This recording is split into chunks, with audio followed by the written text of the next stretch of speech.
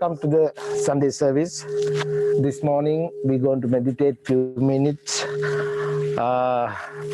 Today our speaker, Venerable Sanathavihari, resident monks at Oxnard Buddhist Vihara. He's a Theravada tradition. Before the Dhamma talk is start, we're going to meditate a little bit, and Venerable Panyaloka is going to lead the metta meditation. So Venerable Sanathavihari, I think you can start around within 10 minutes. You can start after the meditation.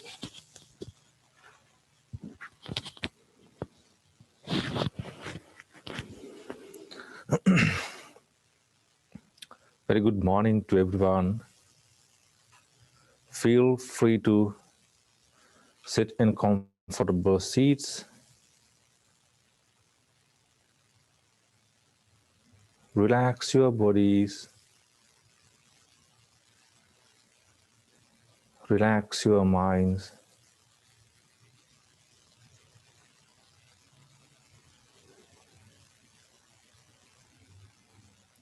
If you're only comfortable, close your eyes.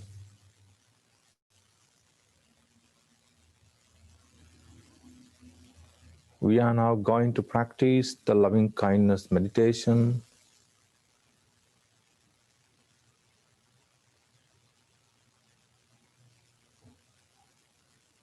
Reflect on these loving kindness thoughts.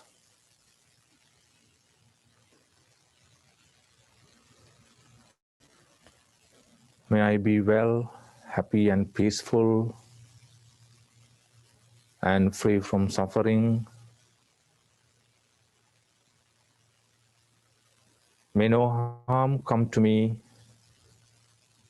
May no difficulties come to me. May no problems come to me.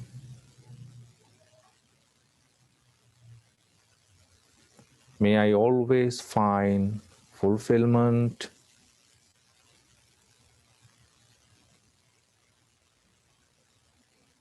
May I also have patience, courage, understanding, and determination to meet and overcome the inevitable difficulties, problems, and failures in life.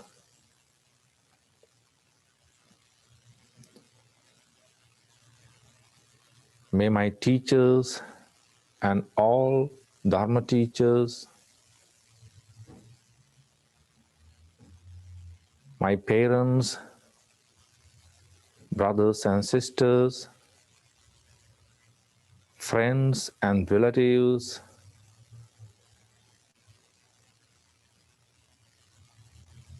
my enemies,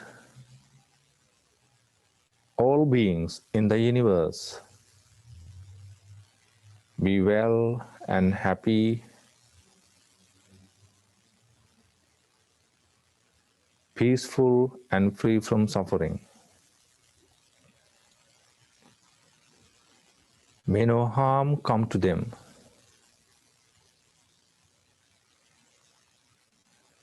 May no difficulties come to them. May no problems come to them.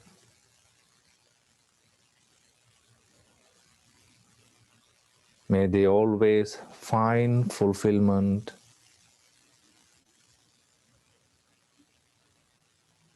May they also have patience, courage, understanding, and determination to meet and overcome the inevitable difficulties, problems, and failures in life.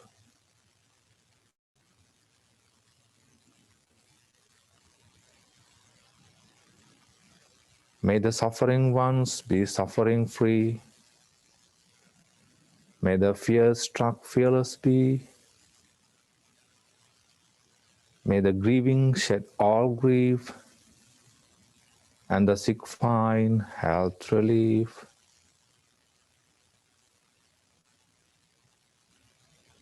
Take few more moments to practice the loving kindness meditation.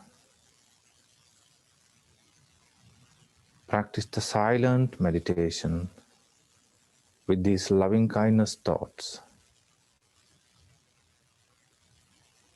When you hear the bell, open your eyes and experience the present moment.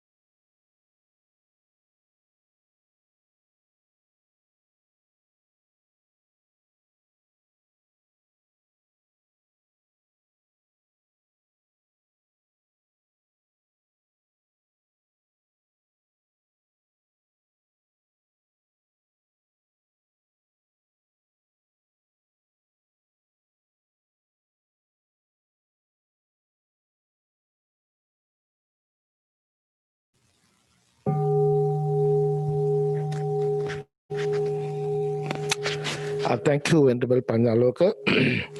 Now it's time to start Dhamma talk. Today I will speak again, Venerable Sanathavihari, Oxnard Sarat Chandra Buddhist Temple, his resident monks there. Thanks, Venerable Sir, again being with us. He used to come to our temple a few times last year. So thank you again, Venerable. You can start your Dhamma talk right now. First, I'd like to thank our Chief Bante for granting me this opportunity to give a Dhamma talk, and with his permission and the permission of the other senior monks in attendance, I'd like to give this Dhamma talk. Namo tassa bhagavato arahato samma sambuddhase. Namo tassa bhagavato arahato samma sambuddhase. Namo tassa bhagavato arahato samma sambuddhase. Hello, everyone. Nice to be back with all of you. See you all, at least virtually. I think it's almost been a year, I think, Bante, is since I've seen everyone at this place. So I'm happy to be here today with everyone here. So I kind of struggled to come up with a topic. And then this morning, something just came to mind that I found interesting, and I was like, okay, I'll just go with that. So I didn't prepare anything too serious. Maybe it's a little bit serious, but oh well. Okay. So I wanted to share with you first. I wanted to open up with a particular saying of the Buddha you can find in the Anguttara Nikaya, where the Buddha tells the monks, "Oh monks, there are two types of sicknesses, one physical and one mental. It is possible that a person might go, 1 day, 2 days, 3 days, 1 year, 10 years, 50 years, 100 years or more without having any physical sickness. But it is rare to find a person who is not afflicted by mental sickness, even for a moment. except those that have become awakened, the arahants. They're the only exception to this rule. So another thing that the Buddha said was, he said, Sabe puttanjana umataka, which means all beings are insane or crazy. Right? So we find ourselves in a very difficult situation, a very drastic, dramatic situation to get ourselves out of if we're all insane. But luckily enough, at the same time, the Buddha said, Pabasaramidam bhikavechitam agantuka upakilesena upakilitam, which means the mind in its natural state is pure, but only becomes contaminated due to external contaminants. So here's our glimmer of hope in this world, right? That the mind can be purified, although all of us are, contaminated in this moment. And we have even better news, that our doctor, the person who's going to free us from this suffering, has already come to the world about 2,600 years ago, the Sammasambuddha Gautama. Sammasambuddha Gautama was known as the Anuttaro Bisakko Salakato and Anuttaro Purisadhamma Sarati. So the great physician, doctor, and the great trainer of persons, or character, or personality trainer. So I kind of wanted to open up with these quotes, citations from the text, because I want to kind of bring it back to our current situation where we find ourselves in the current environment, especially when it comes to meditation and what people expect from meditation, and how Buddhist meditation, especially compared to all other religious meditations, has kind of taken on a thing of its own. It's kind of, it's become its own thing, even independent of Buddhism. It's kind of separated from Buddhism itself. So I kind of wanted to talk about how initially, if we look at the suttas, the purpose of Dhamma, we can infer is nothing but 100% mental health, which today, according to our, modern understanding, would seem impossible, right? To say to any professional mental health clinician that, you are free from any kind of mental disturbance or anger, sadness, or anything like that. If you would say that even for, 1 year or a month, they would think that was a sign of, sickness itself, that you're delusional. So, as Buddhists, we find ourselves here in a, especially as modern Buddhists, we find ourselves in a maybe difficult or problematic situation, right? Especially for Western Buddhists, we tend to lean on science a lot, and we kind of use science to promote Buddhism too, and our own beliefs. But at the same time, we have to recognize these problematic situations that we find, where in one sense we validate science and we're like, okay, we buy into it, but at the same time, that same system that we're using as a category of authority to validate our beliefs and our practices also contradicts the same system we're trying to promote at the same time. We call this cognitive dissonance, or we can even say vichikicha, confusion in Buddhist terms. So it's very interesting how we find ourselves in this current situation, especially now with the mindfulness movements. Mindfulness for everything. Mindfulness is a panacea. It's going to solve all the problems in the world, right? Mindfulness even to do bad things, right? Mindfulness to be a better sniper, mindfulness to exploit people to make more money, mindfulness to get your workers to work more hours, and for any single kind of weird thing that you can think of, there's mindfulness for that. So, and sometimes ourselves as Buddhists, we find ourselves sharing like all the benefits that mindfulness gives too, right? We share like all these articles and we talk about it. So we have to be, very careful about, try to pass off mindfulness as Buddhism or Buddhism as mindfulness, or at least know the limitations and what they're going towards.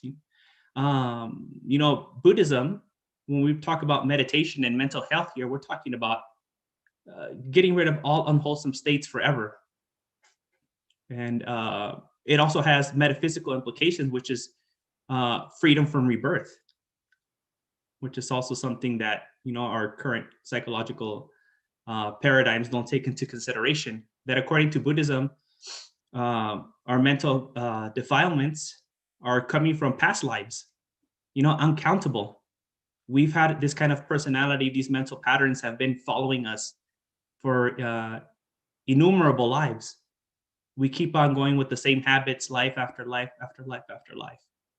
So that's something also we have to take into consideration when we try to match these two things up. And you know, there's a lot more to the purification of the mind in Buddhism than just practicing mindfulness. As we all know, you know, there's samasati, which, you know, loosely people are translating as mindfulness. It's just one component of the Noble Eightfold Path.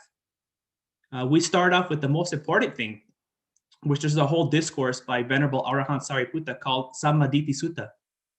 So right view. Right view is actually the foundation. Without right view, you're just wandering around blind. You may be practicing meditation, you might be practicing precepts, but without the right view, without Sammaditthi, you have no idea where you're going. And this is kind of like my understanding of, you know, current meditative, contemplative, mindfulness practices in the West. There's really no you know, goal besides alleviating symptoms. There's no real understanding of getting rid of the main problem, and there is no real understanding of what is the problem. So in Buddhism, we see the main problem to be tanha. We have kama tanha, bhava tanha, and vibhava tanha, which usually translated as desire. And it is this desire, these three desires or impulses or cravings that lead to clinging and attachment. And it's these two factors which keep us suffering, right? Moment to moment, day to day, year to year, and from life to life. And this whole samsara is just propelled by this force of tanha. So, you know, this is kind of another thing that we need to take into consideration when we think about, you know, mental health within the Buddhist view.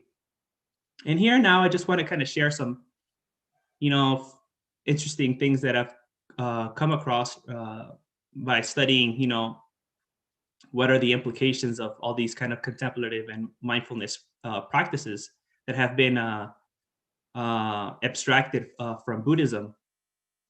So we see, you know, a lot of, you know, claims on the internet, on all these different articles and different newspapers about the benefits of mindfulness, and they're kind of oversold. So I actually dedicated the last couple of years to kind of see if there's a there, right? What's really being promoted? And spoiler alert, it's not what you think it is, you know, so we have to be very careful.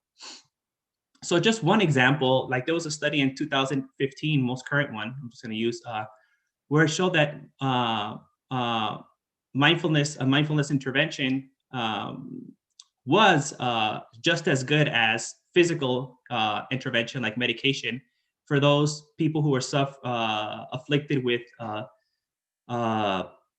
major depressive disorder, but only to prevent relapse, right? So only within that small context. So think about all the people who have a major depressive disorder.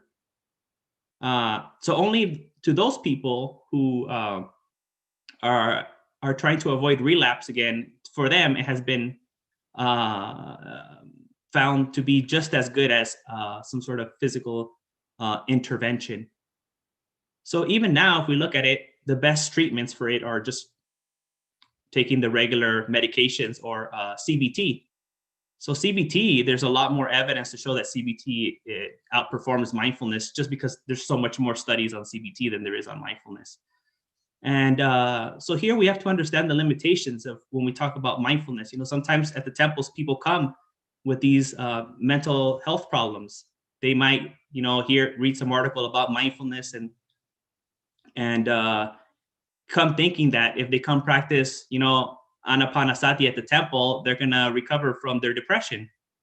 Well, it might happen. Probabilities are very low that it's gonna happen. So we have to be careful. We actually have to, you know, be honest with them, and if they ask us, direct them to the proper resources, which is like a mental health professional, and not try to do a spiritual bypass by, you know, running away from your problems and thinking, you know, somehow magical meditation is going to solve all your problems. So also for anxiety disorders, you know, anxiety disorders, it's not better. It's shown, especially for like generalized anxiety disorder and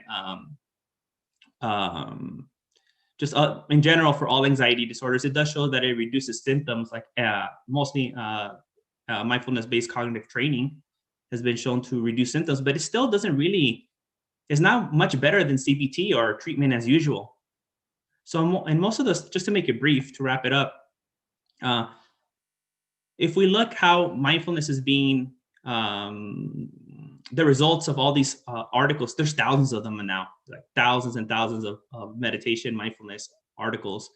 Mindfulness doesn't really outperform treatment as usual. It doesn't outperform CBT or medical other interventions, medication. It's just something else to add, you know, something else that can work for people who don't get results from the treatment, from regular treatment. So I think we need to be aware of this to be responsible Buddhists or promoters of meditation or mindfulness meditation. It's on us to be the ones to give an accurate interpretation of what meditation can do. Now, you know, I think one obvious rebuttal to what I'm saying is, well, but the Buddha said through meditation that we can overcome all mental defilements. Yes, it's true. I believe that to be so. If not, I wouldn't be a Buddhist monk. But mindfulness interventions are not what the Buddha taught. So, right, we have to remember that. If we want to overcome all mental problems, if we want to have the supreme mental health as Arahant, as a Buddha, then we need to practice the entire Noble Eightfold Path. Sila, Samadhi, Panya. We can say Sada, Sila, Bhavana, however you want to divide the Noble Eightfold Path. So it's not just sitting, practicing mindfulness, but practicing Brahma Viharas, practicing metta, practicing death meditation, which us Westerners don't really, you know, we don't have available bodies to contemplate and look at them rot on the street. Also, we need to practice ethics, is very important. We need to practice charity. Dana is very important. We need to support each other. You know, we're our own best support system in this world. The Buddha said that, he told Ananda, right? It is impossible to practice the Dhamma without kalyanamitas, without spiritual friends. So it is only within this wider context of the Buddha Sasana, of the Noble Eightfold Path, that we can achieve supreme, perfect mental health. And we can overcome all our sufferings, not just by practicing secular mindfulness. Although, you know, for those people that it does help, sadhu, sadhu, sadhu, I'm so happy. We should be able to share anything from Buddhism to help anyone who's suffering, because that's the main goal of Buddhism, to eradicate suffering or at least alleviate it for those people. So we should make Buddhist techniques available to everyone who can benefit from them. But we should know the limitations of taking something out of the sasana, out of Dhamma, and putting it somewhere else where it's foreign and doesn't have all that other richness to support that that individual technique. So I think I probably spoke enough now, at least 15 minutes. If there's any questions, comments that anyone would like to make.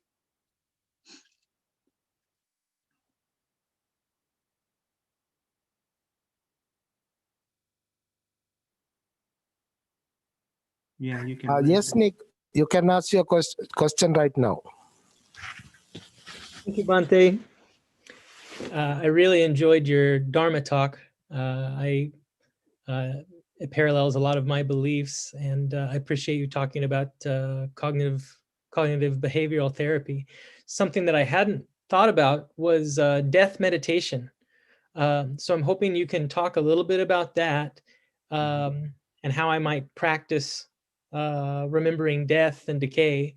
As you pointed out, there's no dead bodies on the street, and I don't live next to a cemetery. I don't think they'll let me stay in a cemetery. So is there a way that I can practice like watching my own body decay or others decay? And how would I go about focusing on that? Thank you. Yeah, so there's actually a reflection that we can practice. There's 4 reflections that we should practice every day, the Buddha said. And one of them is called Mara Nusati. So recollection on death.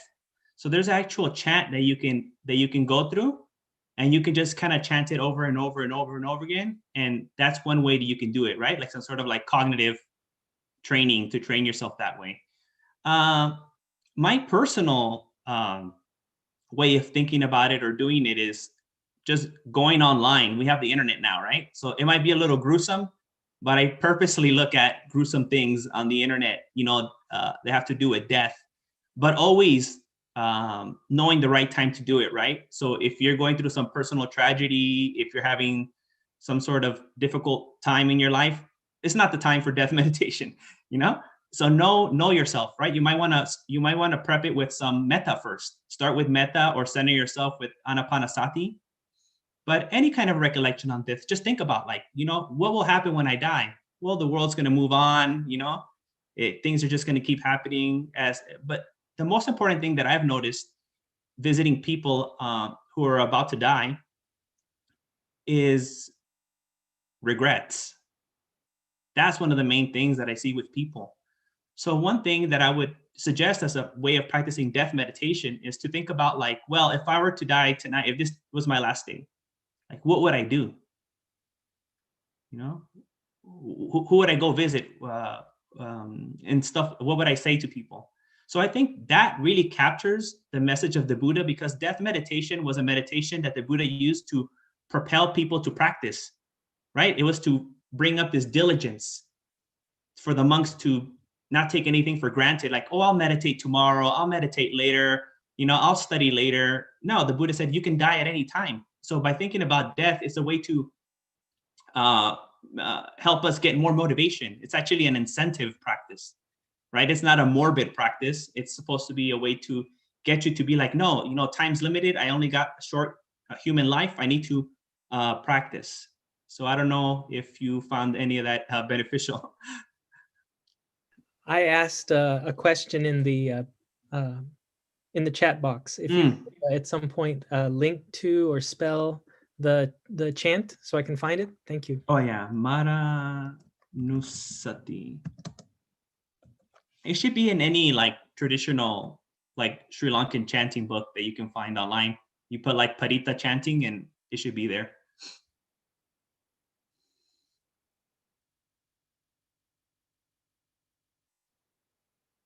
Mari, just a comment that as a mental health professional and a Buddhist who has watched the mindfulness meditation brought out and grown in the mindfulness capacity, I fully resonate with this talk. Thank you. Oh, thank you. He also mentioned a sutra on right view. Oh yeah, Samadhi Sutta. Samadhi Sutta was given by Venerable Arahant Sariputta, who was the foremost in wisdom, Panya, next only to the Buddha.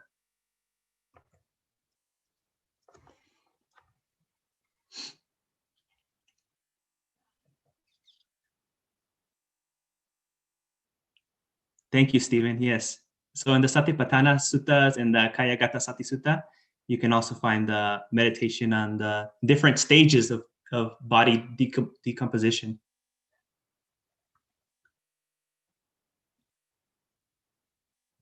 What is the purpose of changing? Is chanting in English just... So I think the most important thing to take away from chanting is that you understand what you're saying. So the language doesn't matter. You have to understand. If you don't understand, you can chant in Pali all day. You're not doing anything, because it's a reflection. It's a recollection. In Buddhism is a Panya-based system, means knowledge-based system.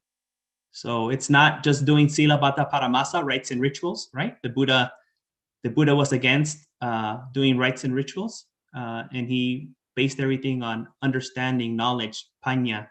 So if you want to go ahead and just chant it in English or whatever, Spanish, Korean, that's fine with me. And the Buddha even told the monks to, when they teach the Dhamma, they should teach the Dhamma in the local language, and they shouldn't get stuck to their own preferred language. So that's actually a teaching that the Buddha gave to the monks.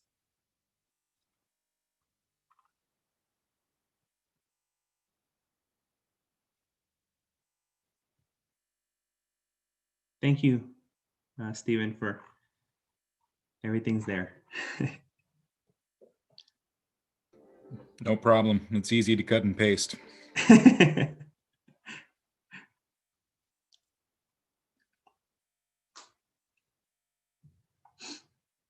Any other comments? Any other question, comment, please ask.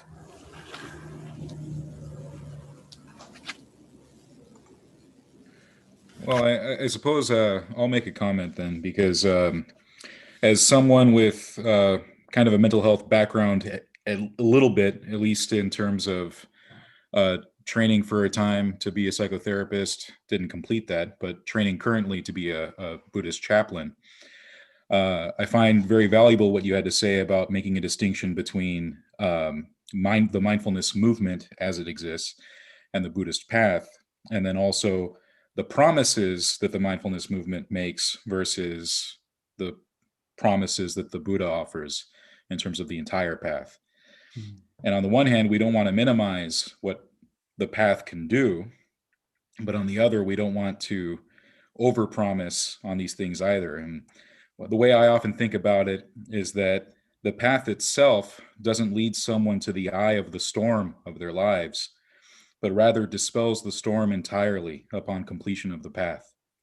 And so if in the meantime you need to go see a therapist and take some medication and do whatever else, whether it's a talk therapist or one that's going to prescribe some medication, if that takes you to the eye of the storm while you're working on dispelling the storm entirely, that's skillful means, you know? So I value what you had to say on the topic and agree. Thank you.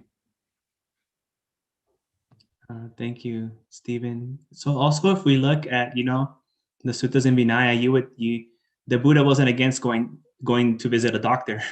So if monks were sick, he would make them take the medicine and rest and do all those things, and even have other monks fulfill their duties while they were sick. So there's nothing wrong. You shouldn't feel like, I know sometimes I've seen some people who feel that it's a weakness for them to go look for any help somewhere outside of Buddhism, because Buddhism is supposed to solve everything for you. And we shouldn't think like that. The Buddha allowed for monks to use different kinds of medicines to go to the doctor, and we should heed his words and not be scared to look for professional medical help outside of Buddhism.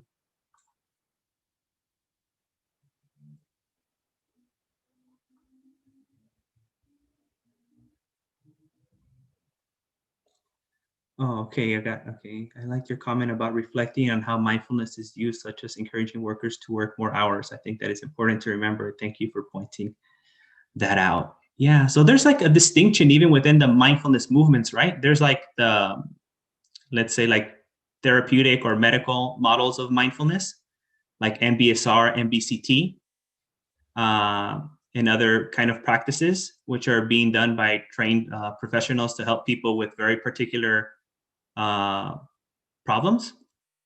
Then there's kind of like mindfulness, kind of like meditation, kind of like retreats, or you do a course online or something like that.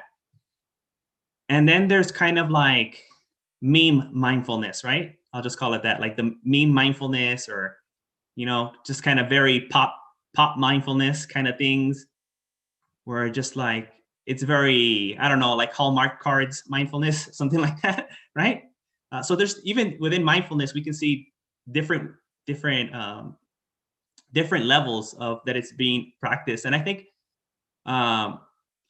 my critique of mindfulness would be more on the pop culture level, Hallmark level, meme level, and I don't really see them I don't really have a problem. I don't see, the medicalization of mindfulness to be a bad thing in itself.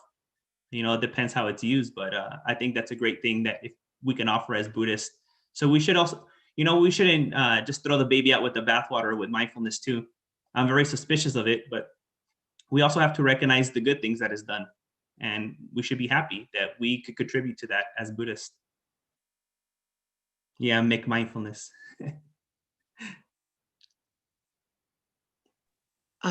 I'd like to say something. I don't know how to raise my hand. Okay, go ahead.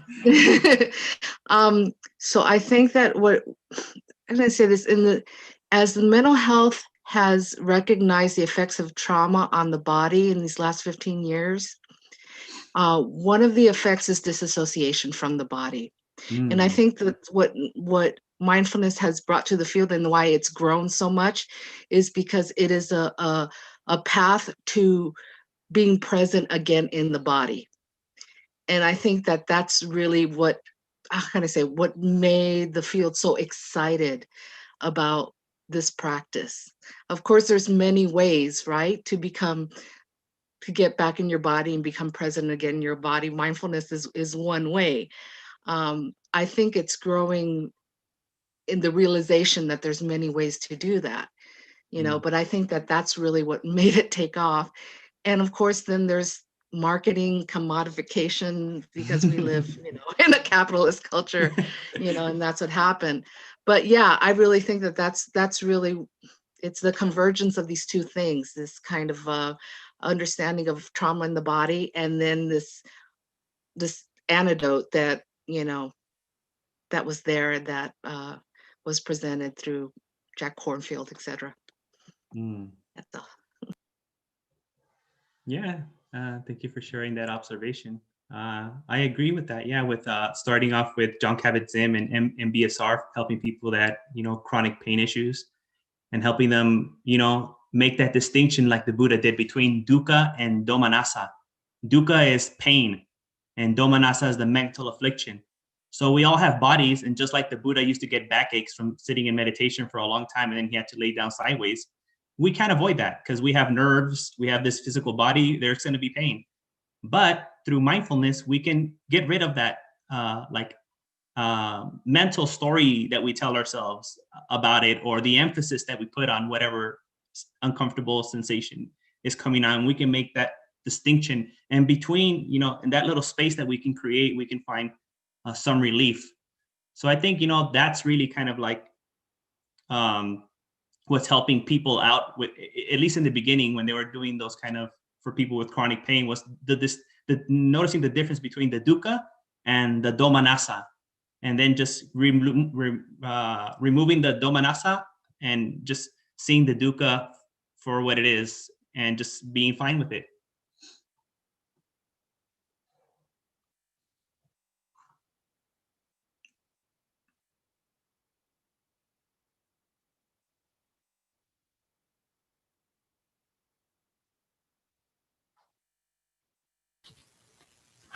Is there any more question? I have just a quick comment.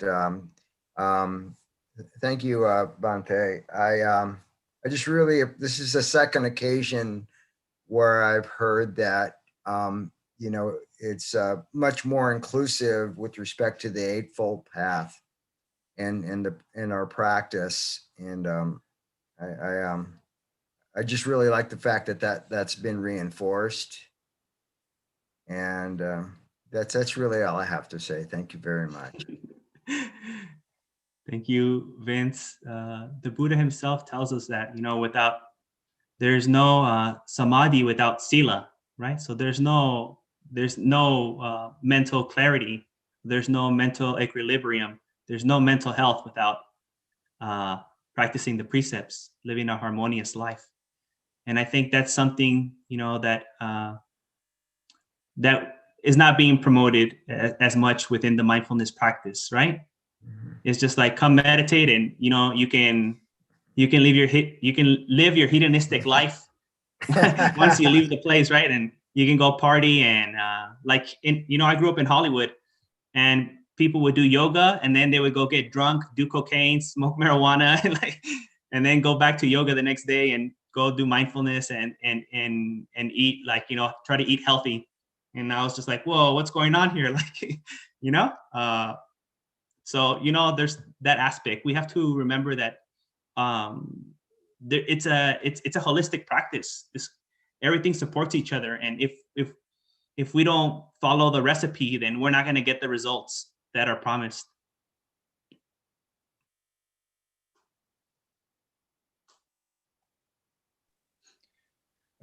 You know, Bhante, I think one of the scarier things, I mean, aside from, say, the people who do yoga and then do some cocaine afterward or have their beer, you know, they say the beer tastes better after the yoga. I'm sure it does. So with some water, you're probably dehydrated. But I think what's even scarier are some of the spiritual materialists who take it on as an activity. Meditation is something they do for 15 minutes between their kale smoothie and their soul cycle, you know? Mm-hmm. And we have to remind people that Buddhism is a way of life. The reason why Sila matters is because it's the activities that we do, the mental and the physical activities, so the habitual patterns that we create day in and day out. It's a lived practice, not an activity. And I can hear that in your words as well, which I think is very important to reinforce. Yeah, Stephen, it's like that. The Buddha on many occasions said that, you know, we have to practice since the moment we get up until we fall asleep, you know? So it's not 15 minutes on the cushion or when you go to the temple to meditate. It's, you know, as long as you're awake, you have to be established in sati.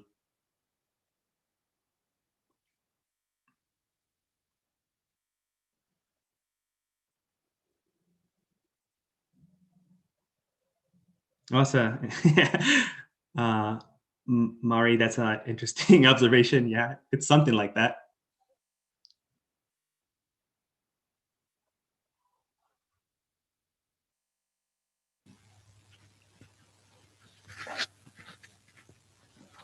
All right.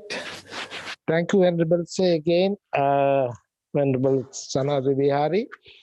Hope to see you again in your future, maybe next month.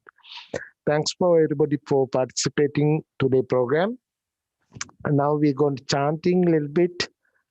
End of the chanting is going to be finished today program.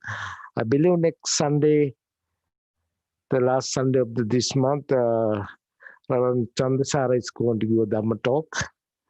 So thank you again for everybody.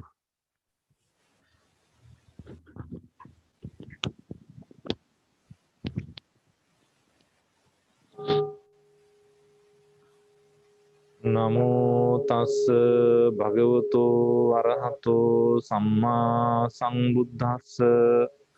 Namo tassa bhagavato arahato samma sambuddhassa. Namo tassa bhagavato arahato samma sambuddhassa. Itipiso bhagavan arahang samma sambuddho vijjācarana sampanno sugato lokavidu anuttaro purisa dhammasāra sattā deva manussanang buddho bhagavāti swakhato bhagavata dhammo sanditthiko akaliko ehi passiko opanayiko paccattang veditambo viññohiti supatipanno bhagavato sāvaka sangho yupatipanno bhagavato sāvaka sangho Nyāyapatipanno bhagavato sāvaka sangho sāmīci patipanno bhagavato sāvaka sangho Yadidang cattari purisa yugāni atta purisa puggalā esa bhagavato sāvaka sangho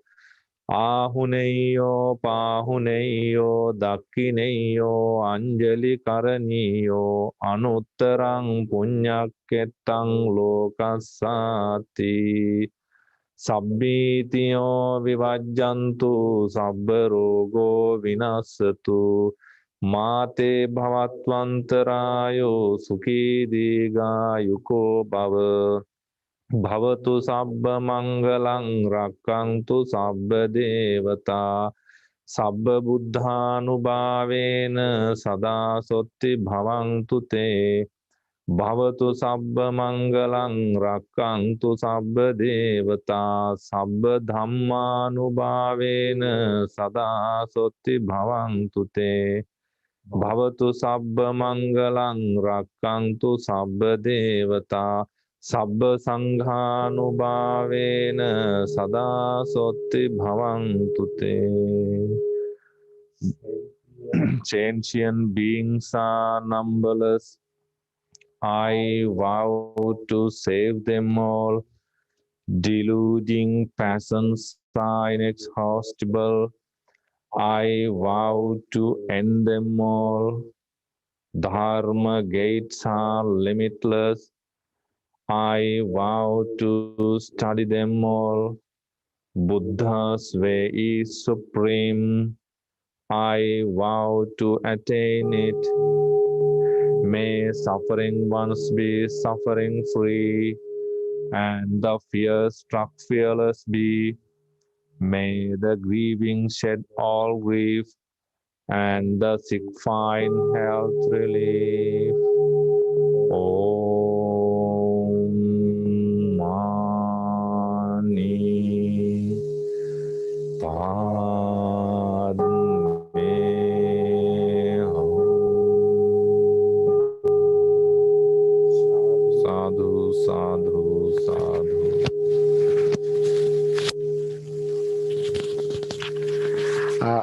Thank you again for everybody. Especially thanks for the Venerable Sanathavihari and all the members who participate today our program. Thank you, Venerable Panyaloka, and thank you for the Asan, our technician. I hope to see you next week, same time. By the power of the Buddha, Dhamma, and Sangha, you be well and happy. Thank you. Sadhu, sadhu, sadhu.